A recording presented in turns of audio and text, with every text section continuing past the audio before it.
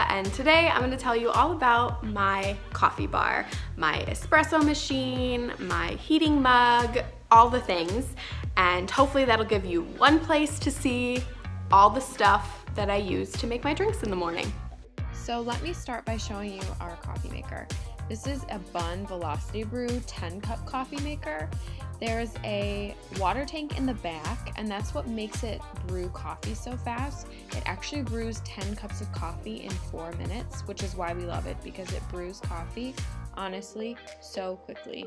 And the other good thing about it is it doesn't burn the beans with really hot water, so it doesn't get too hot and burn the coffee, but it still brews the coffee really, really quickly. So Bunn machines like this last forever, and we actually got this in our wedding registry back in 2016. So there's a newer model that they sell now, but I'll link the Amazon link for the new model below. It's around $100. Oh, and that little button right there is a warmer plate, and it keeps your coffee warm throughout the day. So next up, I want to tell you about our tea kettle. This is a Hario stainless steel V60 kettle.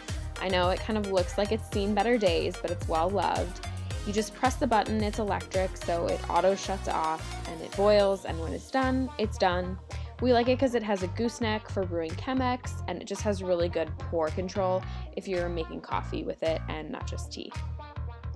Side note, this is my Ember Mug. It's temperature controlled, you control it with an app on your phone, and it just keeps your stuff warm. If there are any other fellow tea lovers watching, I have this tea bag squeezer from Crate & Barrel that I'm obsessed with. It's super random, but it's cute. Let's talk about my beverage blender. Long story short, I don't like it and I don't recommend it, but I get a lot of questions in my direct messages on Instagram about it, so I thought I'd include it here with a little clip of it blending very poorly. It's cute and it matches all my other black and stainless steel stuff, but at the end of the day, it's just not great and I don't recommend it. And now for the main event, let's talk about my espresso machine. So the brand of espresso machine I have is called Nespresso, and the model is a Settees and Milk, which means it has an attached milk frother. Now Nespresso sells two different styles of machine, a virtual machine that takes large pods and an original line which takes small pods. I have an original line machine. On the top of my machine there's two buttons, one is for a single shot and the other is for a lungo or long shot. Now, making yourself a shot of espresso is pretty simple. You just pop the top, put the pot in, and press the button depending on what size of espresso shot you want that day. It happens pretty quickly, and you immediately have a warm and creamy shot of espresso for yourself in the morning. All right, let's talk about the milk frother.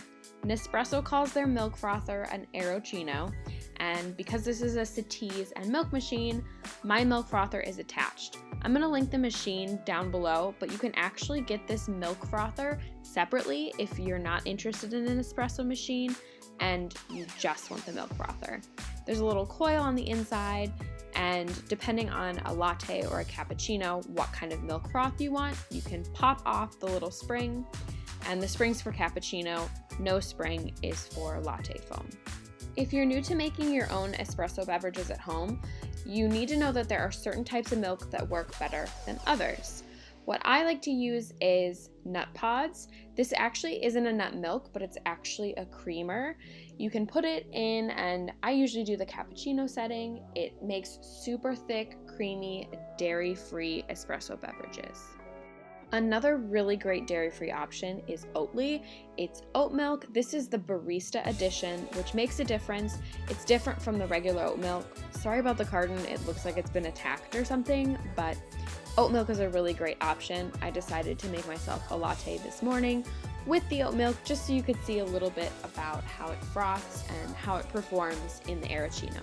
Using the machine couldn't be more simple. All you have to do is put it in its little spot and press the button. The little button will glow red and you can peek in and look and see your milk frothing. It kind of depends how long, depending on what different consistency of milk you use, but I thought I'd show you a quick close-up of what it looks like after it's been steamed. You'll see it's hot and there's fine bubbles. that you can pour into your espresso to create a nice morning latte. Now, it's important to manage your expectations with an at-home milk frother. It's never going to give you that perfect latte art unless you have a professional espresso machine that's plugged into a water line in your house that's going to give you that super strong steam. So it's not going to show you latte art, but it's still going to taste amazing, I promise. I also want to give a quick shout out to cow's milk, whole milk. To be honest, it does froth the best. People often ask me about using unsweetened almond milk in a milk frother, and it's just not going to do well unless it's a barista milk that has a little bit of sugar in it or something mixed with a fattier coconut milk. Just FYI, it's not the best on its own. And last but not least, I wanted to show you my little pod carousel for my machine. I'll link it below. This was my very first YouTube video, and I hope to make more YouTube videos in the future. So if you're new here, which is everybody because even I'm new here, please subscribe so you can see when stuff is coming, and it also helps directly support my channel as I try to grow it. See ya!